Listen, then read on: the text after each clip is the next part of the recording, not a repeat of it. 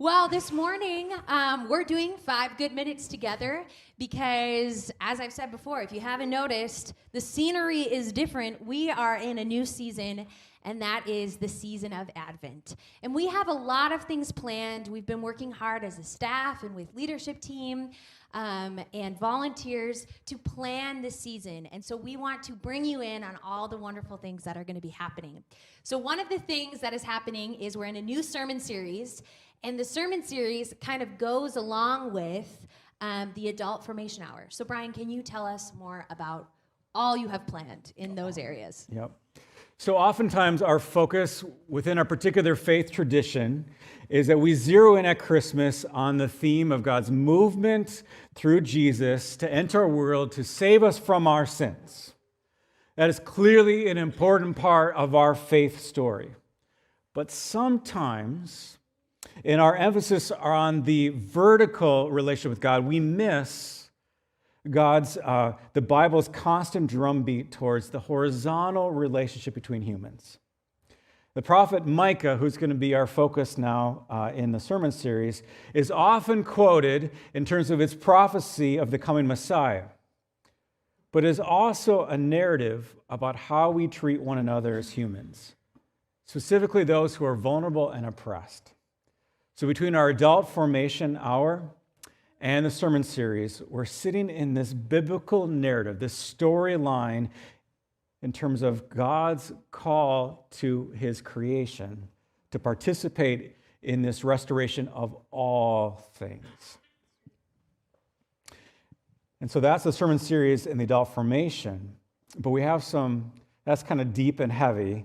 So let's focus on some of the things we're really excited about in terms of how we're engaging our community. And we have an event coming up on the 17th of December. Yep. We've been stuffing stockings, or stocking stuffings, and in all preparation for this event. So can you tell us about December 17th, Yes. the Polar Express? Yes, we've been working with the People to People ministry team. They've actually done the majority of the work, but we're advertising to our local neighborhood especially an event we're calling the Polar Express. We're firing up the barrel train. We're going to deck it out with Christmas lights, and that's kind of the way we're enticing families to come. We're going to set up inflatables, and so kids can ride this barrel train through a winter wonderland.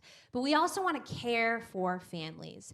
And so they're going to have free freezer meals and free cookies to give away, hot chocolate, and the stockings that you all have so graciously stuffed or stocked. We're going to be giving those away to families right in our community that have real needs during the Christmas season.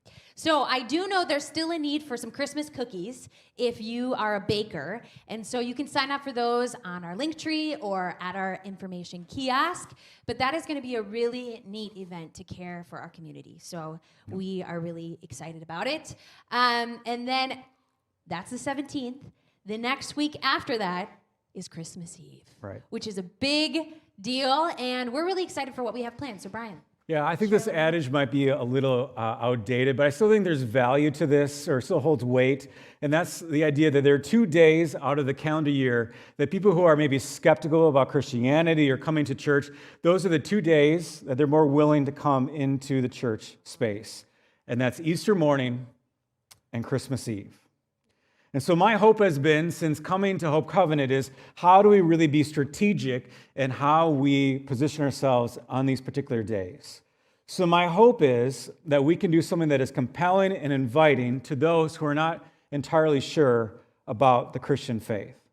I also want Christmas Eve to be accessible and engaging to our young families. So what we're doing is we're basically taking a hybrid of my first Christmas here and my second Christmas here. And so our second Christmas, in the middle of this COVID pandemic, we converted this space here. Our hope is to do it outside this year, not inside because it was so cold, the Live Nativity experience. And so inviting families and folks to come out and experience a live nativity. So we've contracted with a company to bring a bunch of animals. Again, hopefully we're going to be outside and not inside. And then we're going to have a photo booth, hot chocolate. The Christmas Polar Express train is going to be choo-chooing itself around the church. All that in a way to, again, connect with our community in an engaging, compelling way. And then at 4:30, so that's at 3 o'clock. And then at 4:30, we're doing a service here in the sanctuary that, again, is meant to be family-friendly, family-accessible, telling the story of Christmas and ending with the candlelight service around Silent Night. So we're taking year 1 and year 2, and we're kind of melding into this unique experience for Christmas Eve, which I'm excited about. I may get a little tired at the end of it, but it's going to be good. Well worth the exhaustion. Which leads us then to a tradition that is very important to Hope Covenant, and that's Yulita. And we've been working hard to figure out the right way to do Yulita, and we think we're getting pretty close. So what is our plan? Yeah. Well, Yulita is happening Christmas morning. I don't know the exact time yet. Early. It's early.